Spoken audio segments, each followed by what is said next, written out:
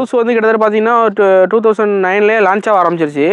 இந்த வண்டி நம்ம 2013 மாடலு இருந்தாலுமே அந்த 2009-10 அப்போவே அந்த க்ரூஸ் கண்ட்ரோலு சன்ரூஃப் எல்லாமே கொடுத்துட்டாங்க. ப்ரைஸ் எடுக்கும் போது 5.30 எடுத்தேன். அதுக்கப்புறம் எடுத்து நம்ம ஒரு 3 to 4 லேக் கிட்ட அப்கிரேட் பண்ணிருக்கோம். லாங் டிரைவ்னு பார்த்தா ஊட்டி மசினகுடி அப்படியே பண்டிப்பூர் ஒரு 3 ஸ்டேட் கிட்ட கவர் பண்ணிருக்கேன். பெர்ஃபார்மன்ஸ்லாம் சொல்லவே தேவையில்லை. இந்த வண்டியோட பெர்ஃபார்மன்ஸ் இப்போ நார்மலாக கமர்ஷியல் காரில் பார்த்தோம்னா இருக்காது, கிடைக்காது. இந்த இதோட பிக்கப் வந்து எந்த வண்டியிலுமே இப்போதைக்கு கிடையாது.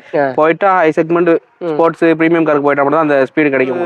எம் ஸ்போர்ட் மாதிரி வரணும் அப்படிங்கிறதுக்காக பேட்மேன் மிரர் போட்டு, பின்னாடி ஸ்பாய்லர் போட்டு, அலாய் போட்டு, அப்புறம் வந்து ப்ரொஜெக்டர் லைட்டு, அப்புறம் இந்த இதெல்லாம் ப்ரீமியமா இருக்கிறதுக்காக இந்த குரோம் பீடிங் போட்டிருக்கு. எக்ஸாஸ்ட் டிப்பு போட்டிருக்கு. 360 கேமராவும் போட்டுருக்கு. நம்ம front and back kit bumper kit போட்டிருக்கு. இதெல்லாம் பாத்தீங்கன்னா வச்சுங்களேன், பெங்களூர்ல இருந்து இம்போர்ட் பண்ணது.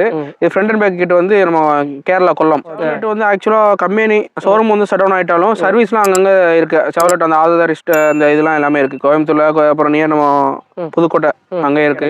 மைலேஜ்னு பார்த்தா ஒரு 14 to 16 அந்த ரேஞ்சு கிடைக்கும். 100லேயே மெயின்டைன் பண்ணணும். ஆமா, இப்போ 80ல போனா கூட 5th கியர் தான்.